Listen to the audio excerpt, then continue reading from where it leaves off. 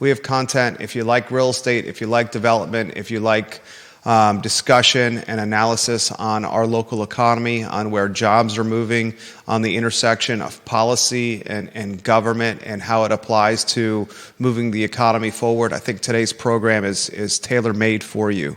We're going to also talk one of the deepest, darkest, most concerning days in UVA history, the pro-Palestine protest that saw Jim Ryan.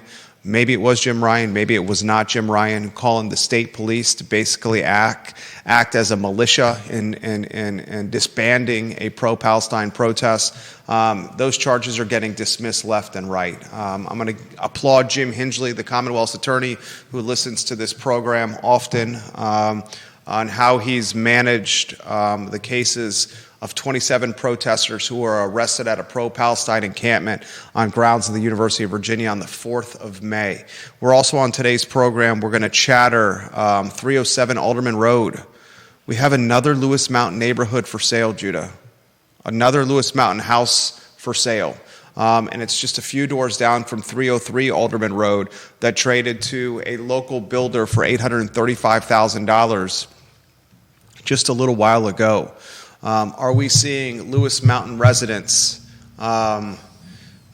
swarming or stampeding or scurrying from what is an affluent and well-positioned neighborhood because of density that is on the near horizon? Time will tell.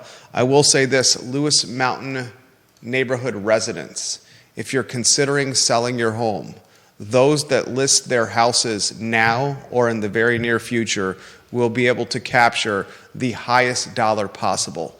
The longer the development happens in the Lewis Mtn neighborhood, the more the value of a single family house will diminish with certain buyers because quality of life will become a point of concern. I'm sure many of you understand that. If you do not understand that, I would encourage you to chat with somebody like yours truly or somebody that you trust that can help explain what's coming down the pipe for your particular neighborhood and others in the city of Charlottesville. On today's program, we're going to talk Nicole Scro. She is a local developer and attorney. I hope she hears the commentary we're going to offer about her on today's show. She published a thread earlier today, local attorney, real estate, local developer. She was a part of a deal that I did earlier this year, a business brokerage deal with a business we sold and help, get position lease-wise and success-wise, Southside Charlottesville. She published a thread on Twitter about the impact of the new zoning ordinance so far. Very insightful thread. I retweeted it on my account. Check me out on Twitter, twitter.com/Jerry Miller now for that thread from Nicole. Really, the projects have been small potatoes so far. And the projects, except for one, have fallen well under the limit, the affordable housing requirements of the city of Charlottesville. 10% of the units on a project of 9 units or more, that's greater than 9 units. I want to, words matter. 10% of the units on a project that's 10 units or more must be affordable for 99 years at an area median income that's equivalent to 60%. You're clearly seeing developers choose to build below that threshold. We're going to pick apart her thread today on the show, offer insight to you that's approachable and easy to understand for you to learn what's happening in your home, in your community. This applies to Albemarle County residents as well because you surround the city of Charlottesville, and when density comes to the city, that could potentially impact you as well in Albemarle County. Take the Lewis Mtn neighborhood. If you're following the Lewis Mtn neighborhood, you live in Albemarle County, you live in Ednam Village, you live in Ednam, you live in Bel Air, you live in Farmington, you live down the road in Ivy. What happens in Lewis Mtn directly impacts you from a traffic and quality of life standpoint. On today's program, we're going to talk the 10-year anniversary of the Flats. Sean Tubbs has fantastic coverage on the Flats in the CVille Weekly. I can't believe this apartment tower is 10 years old. Corin Capshaw and his Riverbend development firm brings the Flats to market, 8 floors, 595 beds, yearly taxes of $821,000.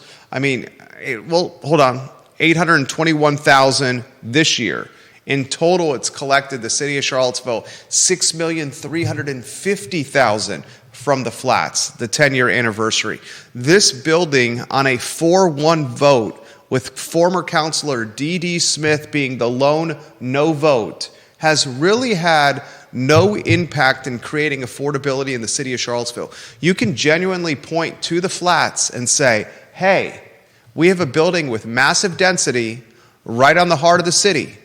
And when this building went before council 10 years ago, the whole premise of building the flats was these added beds, 595 bedrooms, this increased density will help alleviate and take off pressure on 10th and Page, Star Hill, and Fifeville. I would say the exact opposite has happened.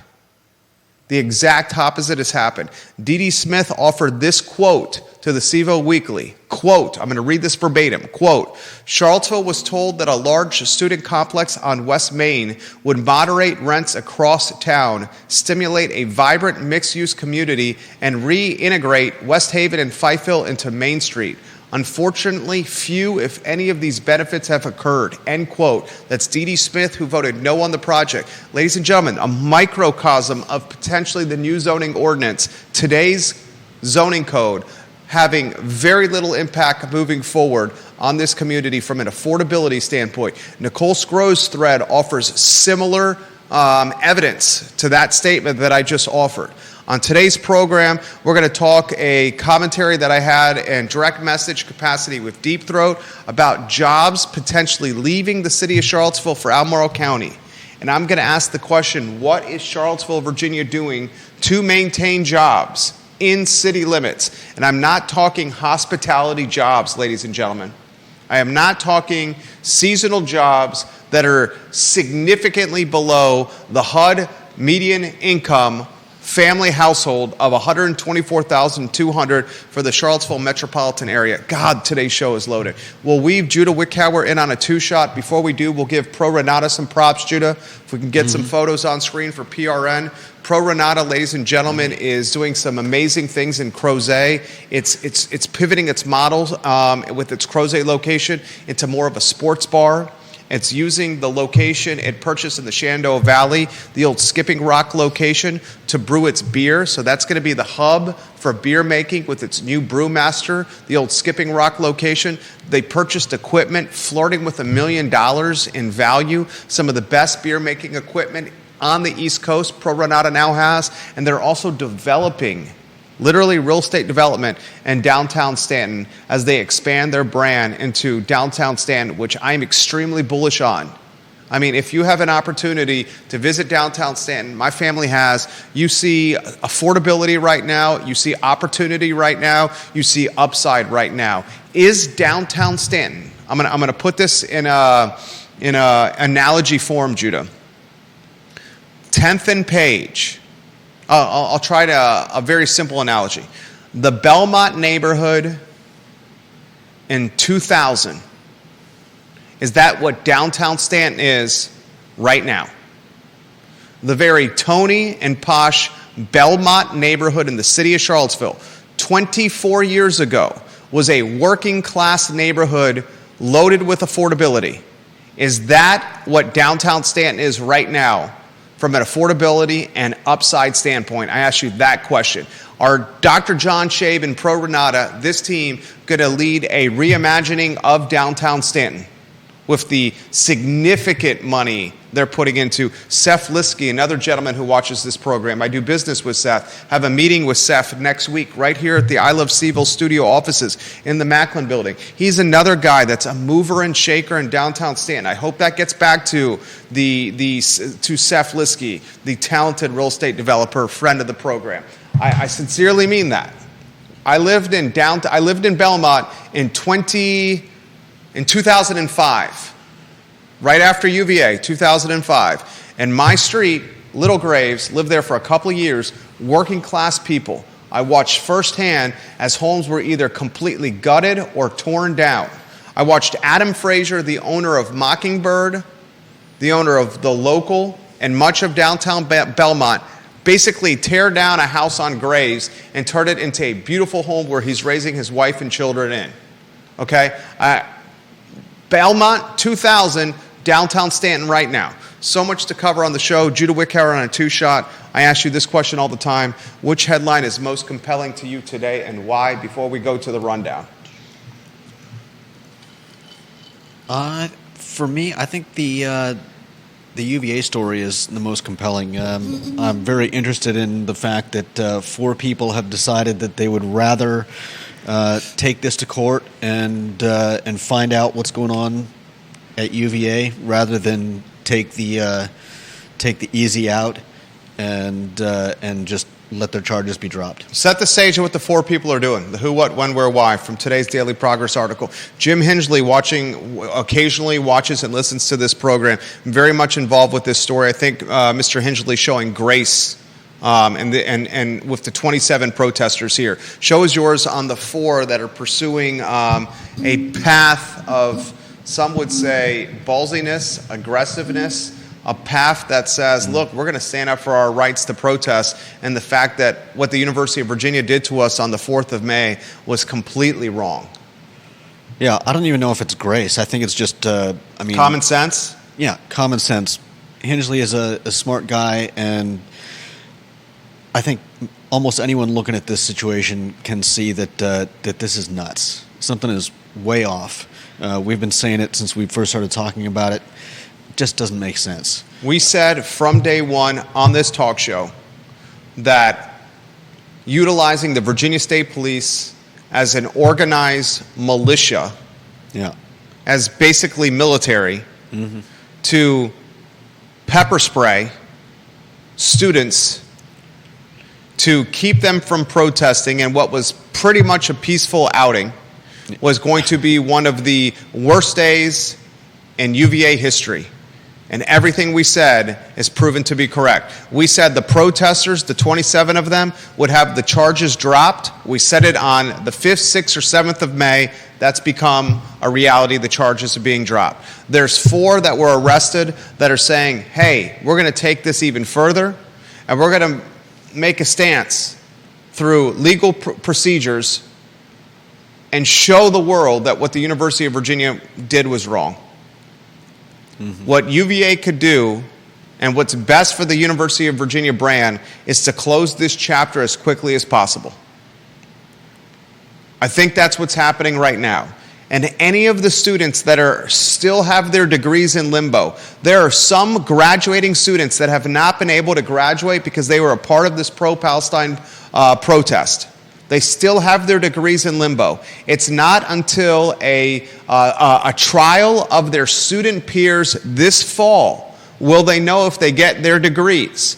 Those students who have their degrees being held as collateral damage or as leverage, I hope to God they get them as quickly as possible so that they can put on their resumes they're actual graduates of the University of Virginia.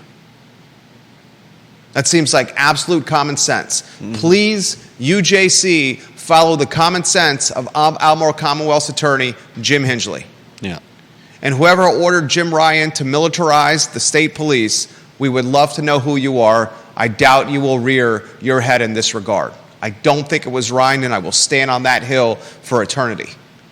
You don't think it was Ryan that had... Hell no. Yeah, you think he was taking orders? Taking orders. This is completely against what Jim Ryan stands for. Yeah. Militarizing the state police. He would never do this. No, I don't see this. Never pepper spray students, Jim Ryan. He would never do this. Well, whoever... I don't think This reeks of Youngkin to me. And I said that from the beginning as well. This reeks of Glenn Youngkin. I don't think we'll ever know, though.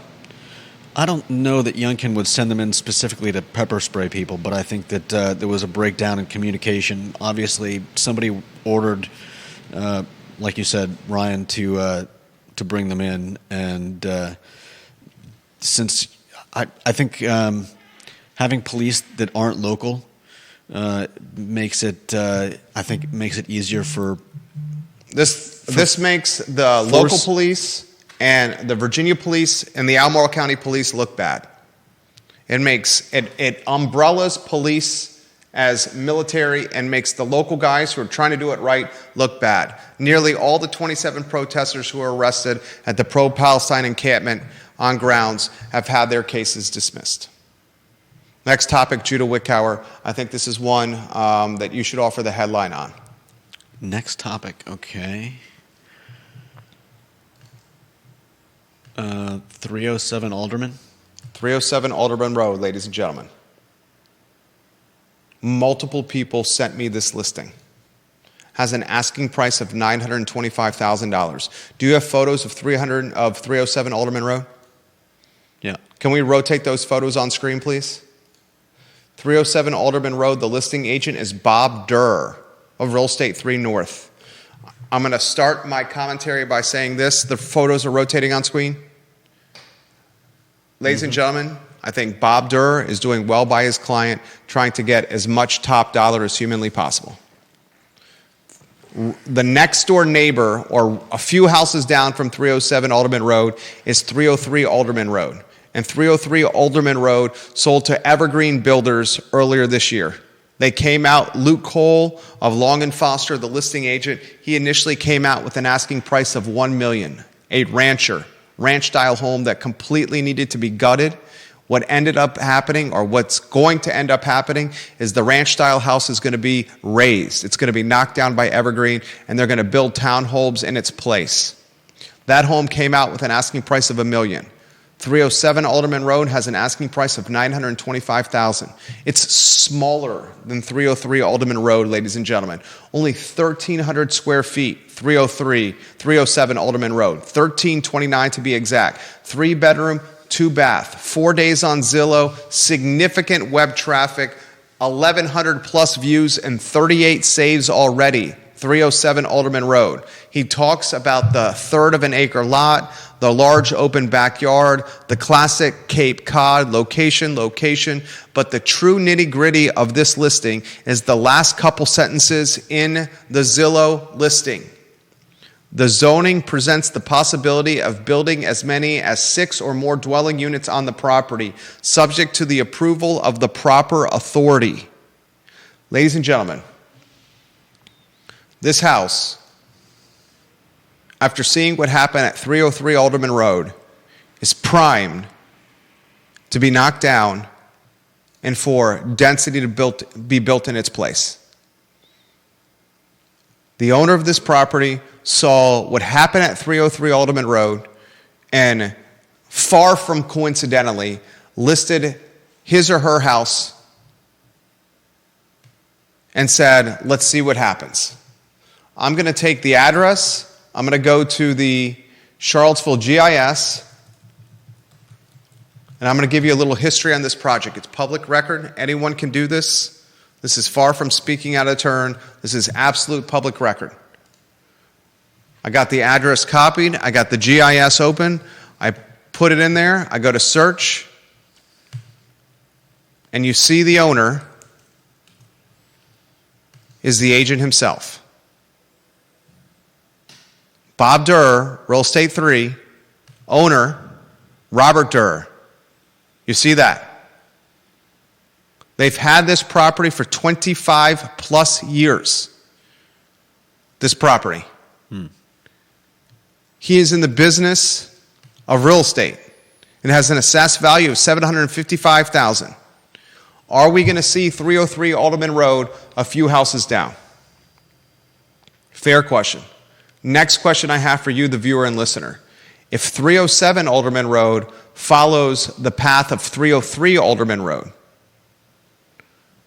how many other Lewis Mtn home owners will scurry to a local agent and list their house?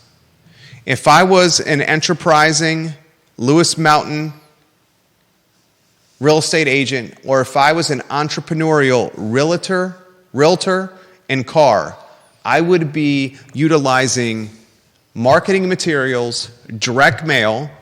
I would be utilizing sweat equity, door-to-door, knocking on homeowners' front doors, some shoe leather. I would be utilizing social media. I would be utilizing food trucks to put my professional brand, and I see 1, 2, 3, 4, 5, 6, 7, 8, 9, 10, 11, 12 real estate agents watching the program right now and a handful of mortgage brokers. If you're not putting your professional brand in front of the Lewis Mtn neighborhood right now, you are missing an opportunity that is tangible and palpable. Because if 307 follows 303, others will follow suit. And I think the owners of Lewis Mtn deserve to have this explained to them. If a few more projects go the way of 303 Alderman Road, then your single-family detached house will lose some value as a single-family detached house because not many single-family detached buyers will want to purchase single-family detached homes when they are surrounded by townhomes or apartments. And that's just a fact. That's not me being a NIMBY. That's me utilizing common sense. Not every single-family detached homeowner that's going to spend $1 million, roughly, wants to live amongst townhomes and apartments. Folks, can't argue with that statement. The ones that are first to market with listing their homes, and we've already had a few. Hillary Lewis Murray, head of the neighborhood association, sold and listed last year and got top dollar. The house right next to hers, Darted students, graduates, sold, listed, top dollar. Another one came on the market last year, over $2 million, top dollar.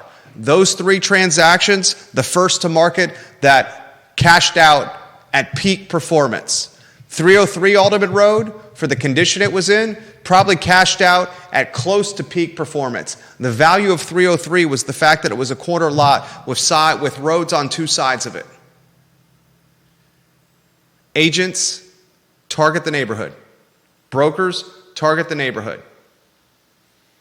307 Alderman Road, an asking price of $925,000, the Zillow traffic off the chain, a 1,329 square foot home that is 76 years old, Judah.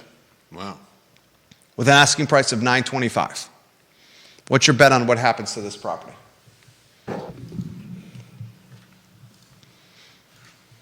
I mean, if somebody can make money turning it into more spots, I don't see why they wouldn't. So you say increased density? Sure. Yeah. Logan Wells Claylo is a realtor. She says it's directly next to 303, and its owner is an agent. Absolutely correct. Logan Wells Claylo. He knows exactly what he's doing. He's in the game. John Blair, thank you for watching the program. Viewers and listeners, let us know your thoughts. This is a perfect segue into Nicole Scro's thread on Twitter. Please, someone let Nicole Scro know that I'm offering commentary on her thread on Twitter. If you could put that lower third on screen, Judah, that would be great. She's a real estate attorney.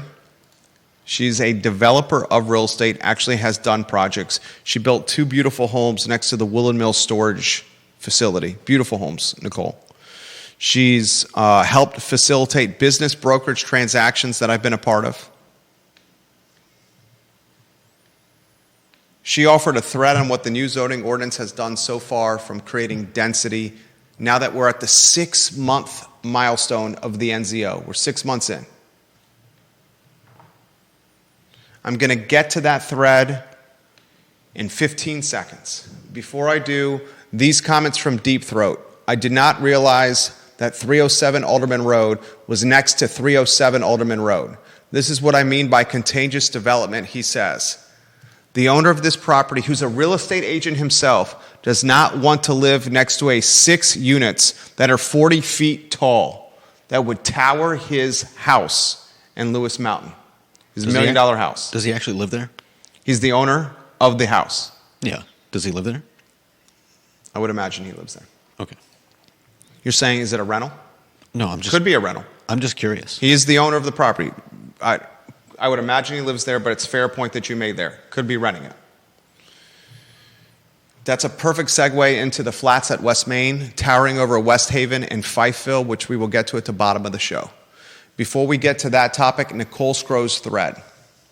I retweeted it if you want to see it. She says this: Today marks 6 months since Charlottesville's new zoning ordinance became effective. This is a thread on submitted applications so far. She says, I'm using the city permit portal, which is a little clunky, so it's possible I missed something. Here's a link to search for yourself on what I'm talking about. She's put, dude, I bet you she put an hour plus into this thread here.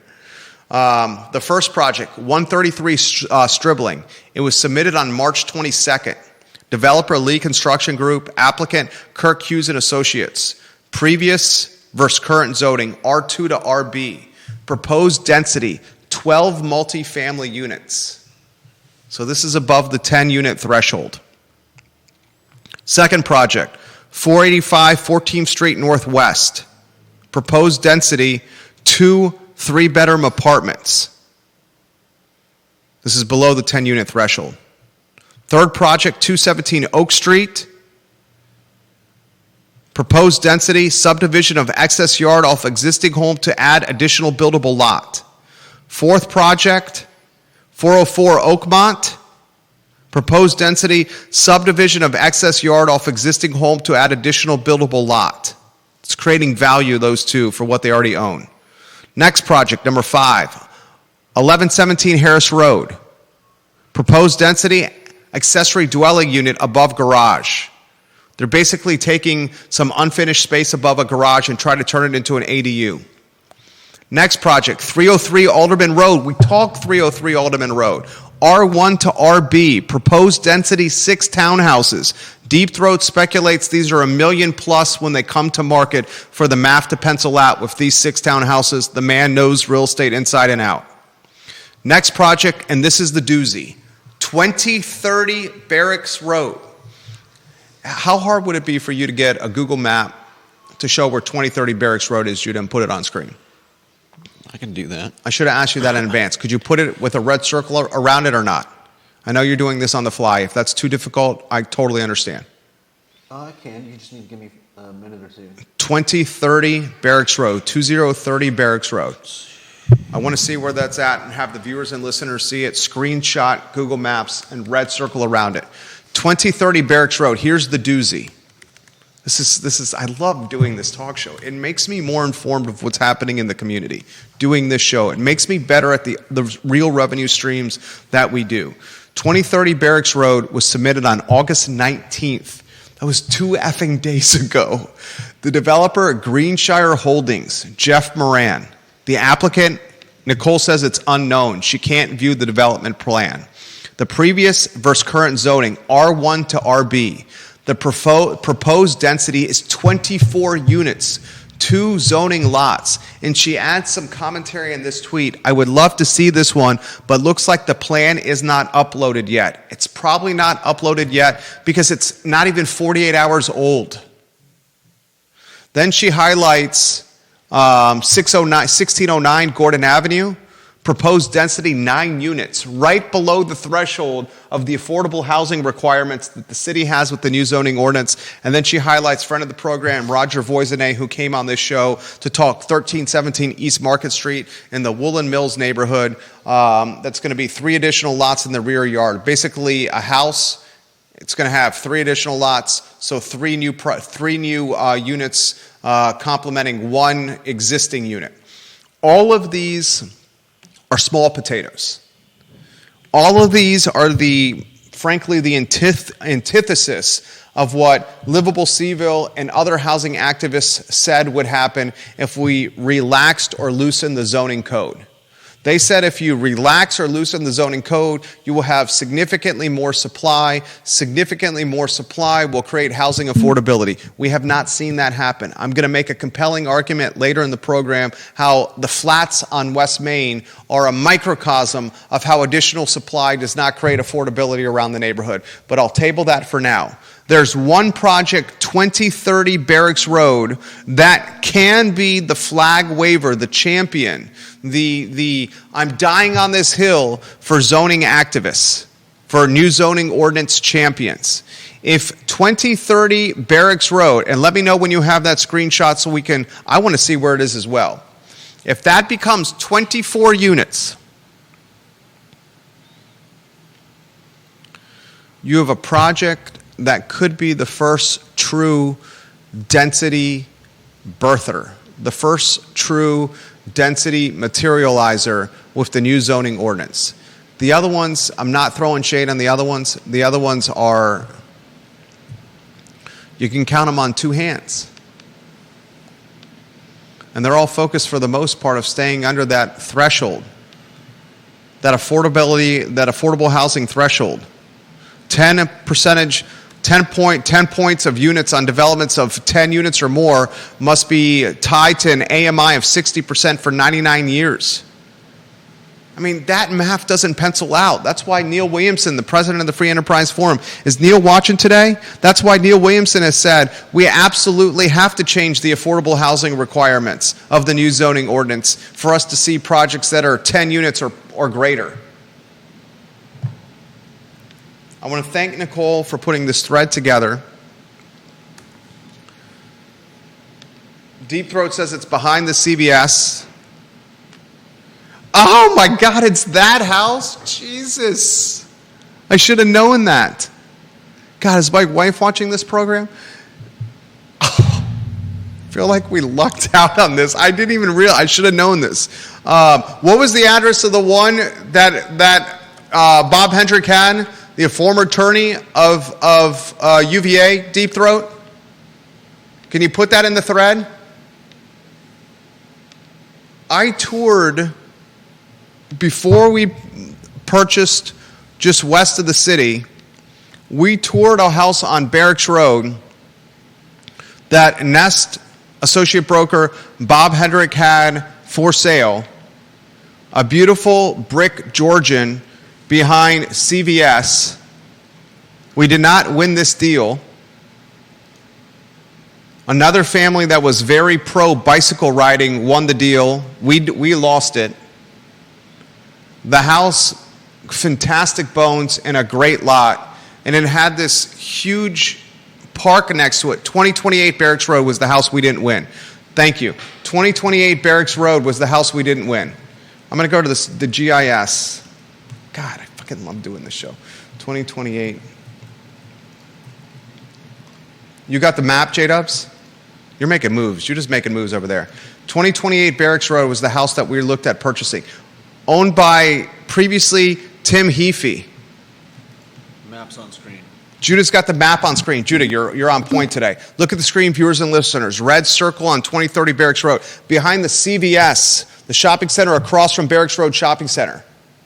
The house we toured, previously owned by Tim Heafy, who's an attorney. He served as an investigator, the lead investigator for the House Select Committee on the January 6th attacks.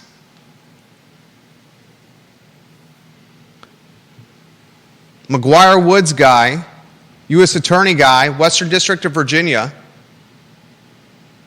He authored a report commissioned by the city of Charlottesville on its handling of the August 12th Unite the Right rally and served as an assistant Virginia Attorney General and as a counsel for the University of Virginia before taking a leave of absence from both positions in August 2021 after being appointed as Chief Investigative Counsel for the United States House Select Committee on the January 6th attack. He owned 2028 Barracks Road. We looked at 2028 Barracks Road. It ended up selling for $1,305,000, and there was this massive lot next to it that was positioned in a way when 2028 Barracks Road was for sale, a massive lot that would not be developed. That massive lot has since been purchased. It's 2030 Barracks Road, which is in Nicole Scro's Twitter thread. And 2030 Barracks Road, directly behind the CVS on Barracks Road Shopping Center, directly behind the CVS across from Barracks Road Shopping Center, is now has an application, now has a permit in that has what appears to be the largest density potential or proposed 24 units since the new zoning ordinance was birthed. 24 units directly behind the CVS across from Barracks Road Shopping Center. This is a conversation that I've had. I knew you were going to say this, Deep Throat. The owners of the real estate off Barracks Road, and this is Barracks Road that's tied to Rugby Road. You're talking $1 million plus Tony and Posh homes. Mm-hmm. They had an opportunity to potentially pool their resources and purchase 2030 Barracks Road, this lot that is going to be developed potentially into 24 units. They did not. Furthermore, the owners of 2028 Barracks Road, who purchased the property in December of 2023, had an opportunity to buy this vacant lot for $500,000-$600,000 to keep development from happening. They did not. I understand Judah scoffs over here. He's like, oh, it's just another $500,000, $600,000. Is that what the scoff was there? No. I was surprised that they would be they would lack the foresight to take advantage of something like that. Maybe it's not lack of foresight. Maybe it's $500,000 or $600,000, $700,000. That's fair too. It's a big chunk of money. Yeah. It could be what you said. Could be a big chunk of money. It could be all the above. Surprised that the neighbors didn't do it either. But I'm going to tell you right now. Maybe everybody was thinking that it was somebody else's responsibility. Or maybe everybody was thinking that it was somebody else that should do it.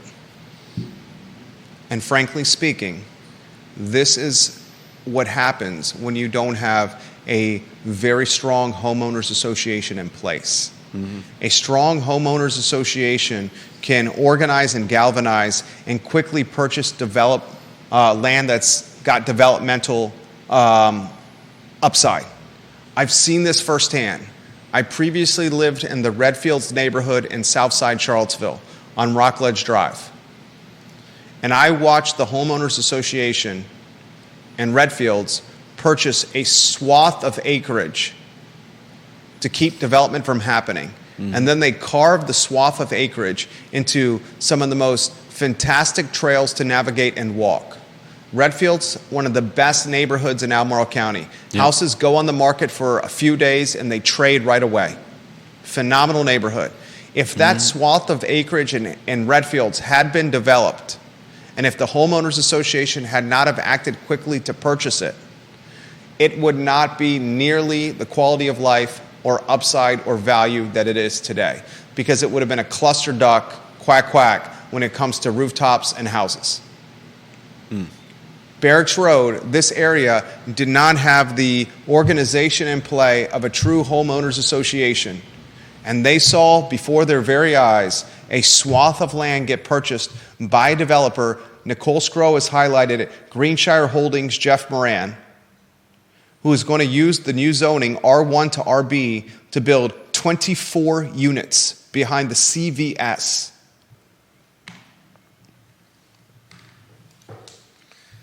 Were they lied to, though, or were they not sophisticated enough to see what actually happened? I will say, when we looked at 2028 Barracks Road, and this is just what I experienced firsthand and my wife, when we toured 2028 Barracks Road, it was positioned in a way that 2030 Barracks Road, this empty field, would never be developed. It was positioned to us that way. And some people would say trust but verify. Maybe we lucked out not winning this, not getting this house. Because I know my wife would not be super keen on 24 units next to where her kids are learning to ride their bicycles and kicking a soccer ball in the backyard. Man. Kate Shart's watching the program, The Queen of Ivy. She says, I think the neighbors are suing the 2030 neighbors. They are not happy. There are some of those neighbors currently watching the program right now. If some of those neighbors can put in the feed whether there's a lawsuit going on 2030, I will relay that commentary without doxing your spot or your location.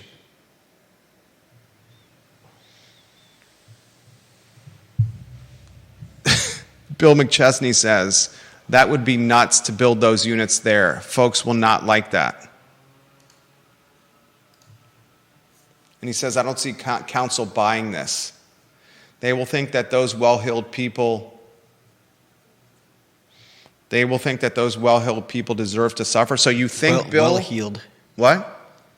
Well-heeled? Yeah, well-heeled. Is he saying that he thinks the wealthy deserve to suffer or not? I don't understand it from his comment there. It's not super clear. Oh, man, it's effing nuts. Fantastic thread from Nicole Scro that you guys should read. Any comments that you want to offer here, J-Dubs? We'll get to John Blair's comment here in a matter of moments on PRN. Anything you want to add, J-Dubs? No.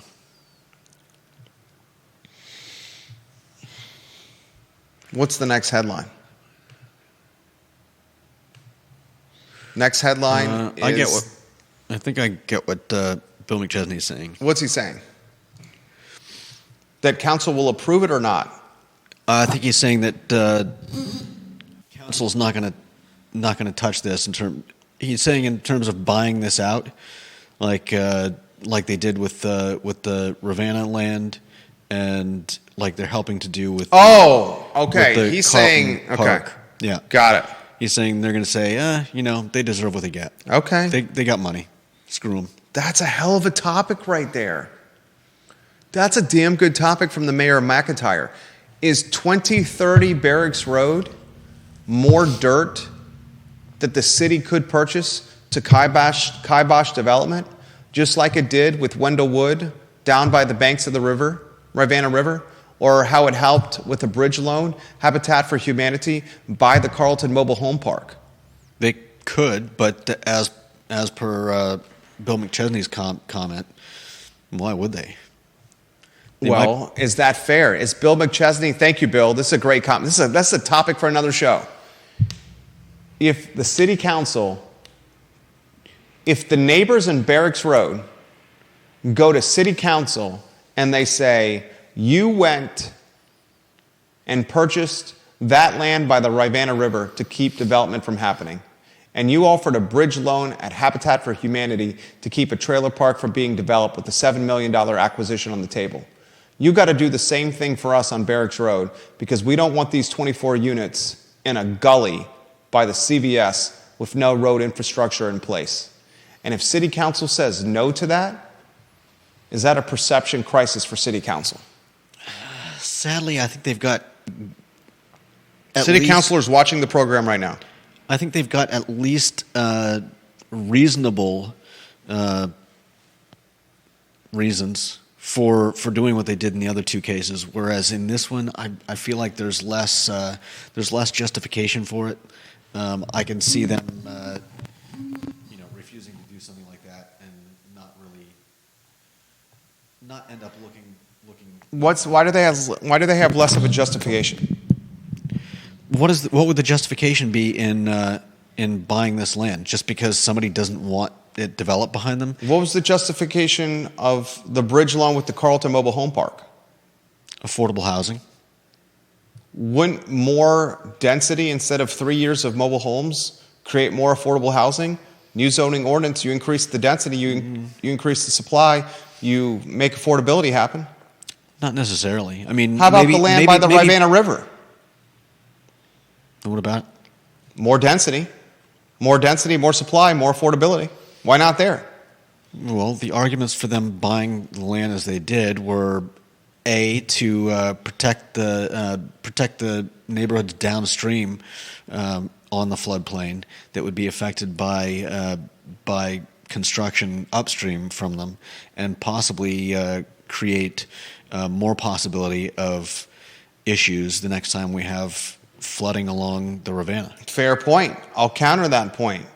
Barracks Road is turning into a bike-protected thoroughfare. They're eminent domaining land on Barracks Road and turning it into bike lanes. There's a website all about this online. I bet you I can find it right now. Barracks Road, Charlottesville, bicycle. Let me see if I can find it. BarracksEmmetImprovements.com. If you want to know what I'm talking about, that's the website. Barracks Emmet, EMMET, improvements.com. They're taking people's land and they're building a bike-protected lane on Barracks Road, connecting Barracks Road Shopping Center to Rugby and the rest of the city.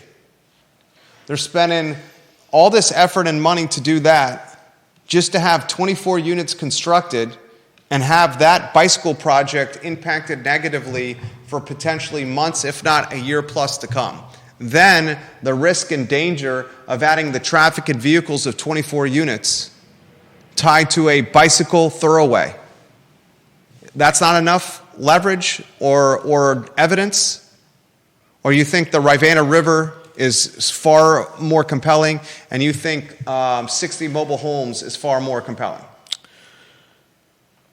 Or are the activists in Charlottesville going to say, we want the density to happen next to the rich people? This is a perfect spot for it to happen. Well, I think the people in the neighborhood that would come before city council would have to make the argument about connecting this to the bike lanes, wouldn't they? I think I just made that argument. Did it on the fly during a talk show. Yeah, but you're not them, and you didn't make it to the city council, so it's worthless. These guys, unless they can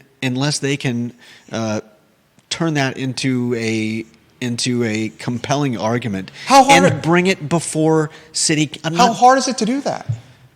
Okay, well then you've answered your own question. Okay, I'm not trying to be combative here. They're owners of Barracks Road are watching the property right now. Hey, city council, you have this website, barracksemmettimprovements.com. You're trying to make Barracks Road a key bicycle artery for the city. This guy's trying to do 24 units right on top of your key bicycle artery in the city. This will impact safety of your key bicycle artery. It's also in a gully behind a pharmacy.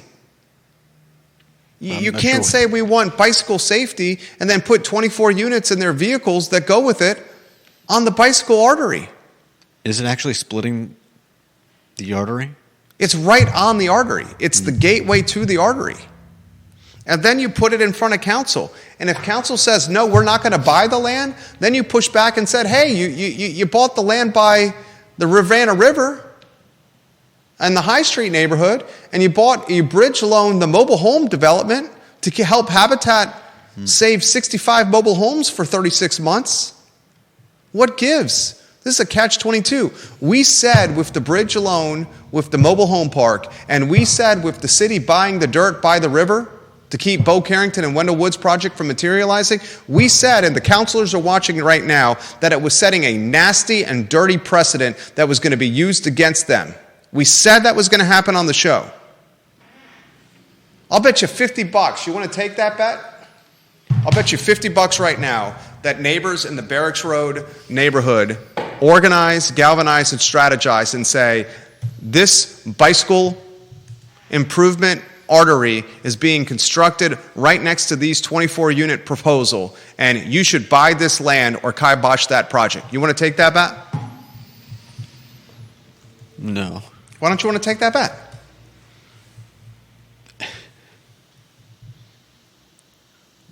I mean, it's fairly safe to assume that they're going to try to stop this from happening, right? And don't you think they're going to try to stop this project, this from happening by in part utilizing the Barracks Improvement Project bicycle artery? They may. I don't know. I'd have to look more into the Barracks Emmett intersection improvements because I don't see where the bike trail is supposed to be. What do you mean? Are you on the website? Yeah.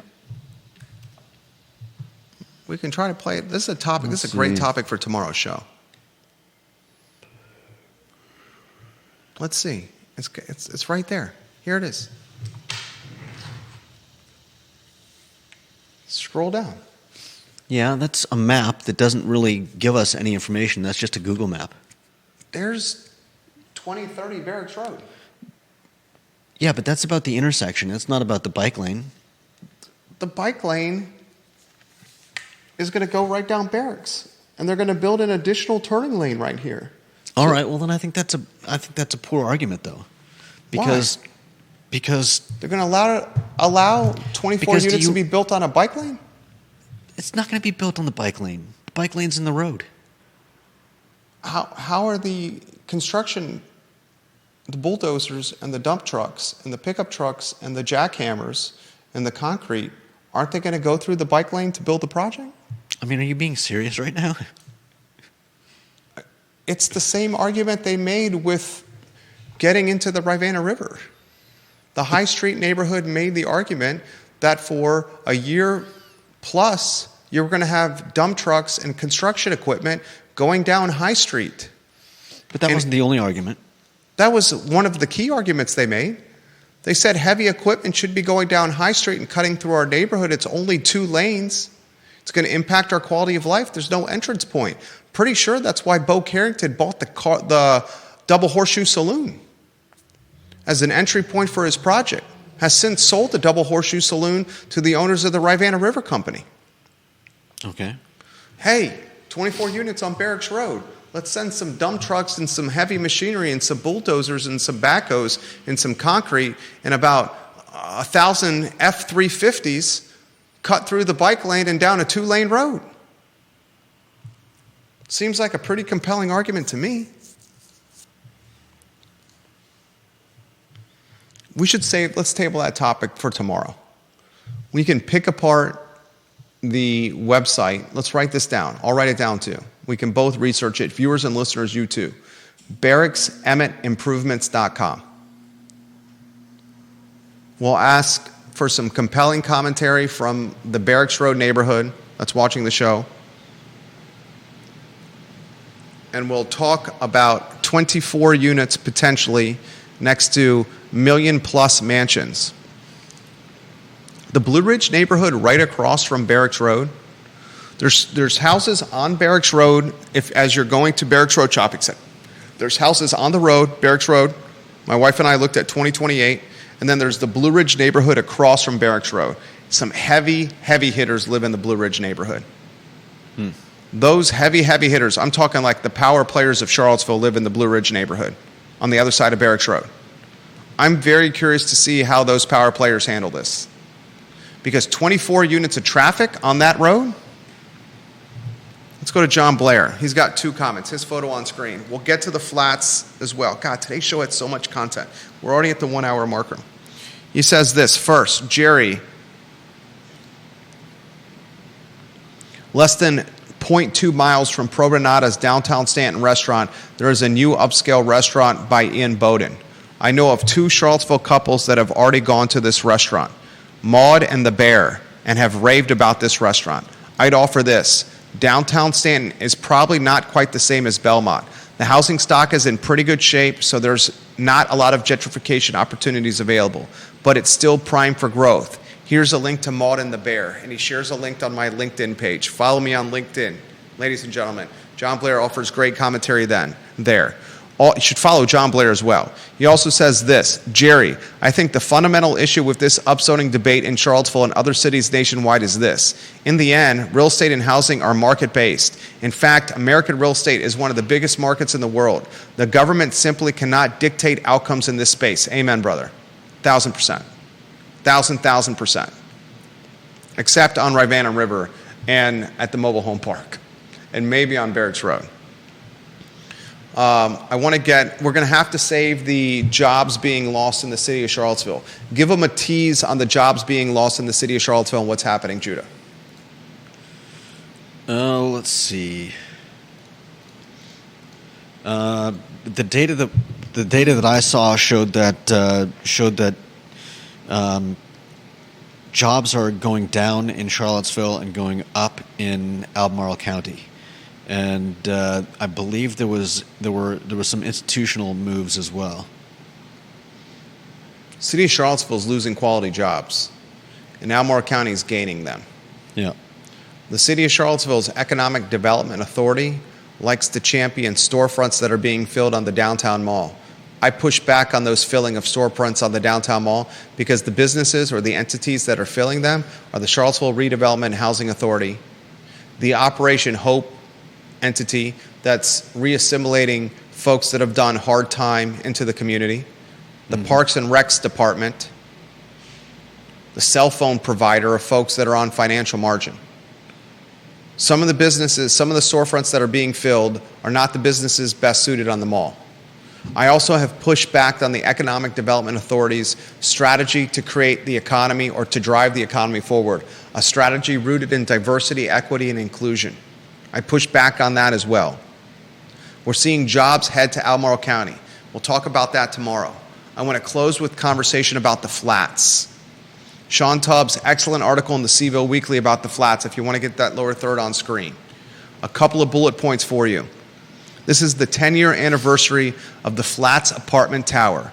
This is the apartment tower that was previously home of World of Beer, that is currently home to Mexicali Restaurant, a fantastic eatery owned by Johnny Ornalis and River Hawkins. The Flats is 8 stories. It has 595 beds. And this past year, $821,000 plus in tax revenue generated. Actually, in 2024, the tax bill, $821,143.96. That's a lot of money. To put that in perspective, Johnny Dewberry, the extorting emperor of empty lots, has a tax bill of under $100K for his skeleton on the downtown mall. The Flats has generated $6,350,000 in taxes since it was built. Corn Capshaw's company brought the Flats to market. It's now owned by an LLC called Madison Loft that paid $77.5 million for the building in 2016. I want to close with this about the Flats.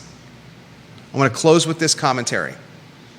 In a 4-1 vote, Dee Smith, the only counselor in 2012 to vote against this project, the entire concept of the special use permit to allow 8 stories to be built with 595 bedrooms in the center of West Main, one of the most important gateways in the city, the gateway to the university and the gateway to the downtown mall. Dee Smith voted no. She said, why are we going to put an apartment tower with expensive student housing so it can shadow West Haven and other public housing elements? That's what she said. She was quoted in the CVille Weekly today as saying this: Charlottesville was told that a large student complex on West Main would moderate rents across town, stimulate a vibrant mixed-use community, and reintegrate West Haven and Fifeville into Main Street. Dee Smith said, unfortunately, few, if any, of these benefits have occurred. This is a microcosm of the new zoning ordinance, a special use permit to build 8 floors and 595 bedrooms with the concept that it would create affordability and take pressure off of Fifeville, take pressure off 10th and Page, and take pressure off of Star Hill. In 10 years since the Flats have been built, multiple other apartment towers have been built as well. The Standard and the Lark on West Main. 3 apartment towers on that stretch on West Main, one of the most important gateways in Charlottesville, with a boatloads of beds and doors within the apartment towers. And nothing from those 3 apartment towers has done anything to alleviate the pressure on Fifeville, 10th and Page, and Star Hill. Neighborhoods that are actively being targeted by developers and builders. Because when were those ever in competition? What do you mean? I mean, when putting up a bunch of flats, how is that ever a competition with Fifeville and 10th and Page and those other neighborhoods? It's the same theory that the housing activists are using. If you build bedrooms and doors, the UVA students will take them, which will take pressure off of 10th and Page, Fifeville, and Star Hill. If you build beds and doors, the UVA students will take them so locals can go elsewhere. That's not what has happened. Yeah. 10th and Page, Fifeville, and Star Hill have become targets for developers and flippers and targets for investors. And that's created affordability issues for 10th and Page, Fifeville, and Star Hill. The increased supply does not stabilize prices. Yeah. The population is coming to the city too fast. It's very basic. I'm reading an interesting report called, this is from April 2021, called Why Building More Market Rate Housing Will Not Solve Charlottesville's Housing Crisis. And it's been very interesting so far. And a lot of it explains why just building new houses is not going to change anything. Of course. That's what it is. a Wednesday edition of the I Love CVille Show. We'll table some of these topics tomorrow. Thank you kindly for joining us. Judah Wickhauer, Jerry Miller. So long, everybody.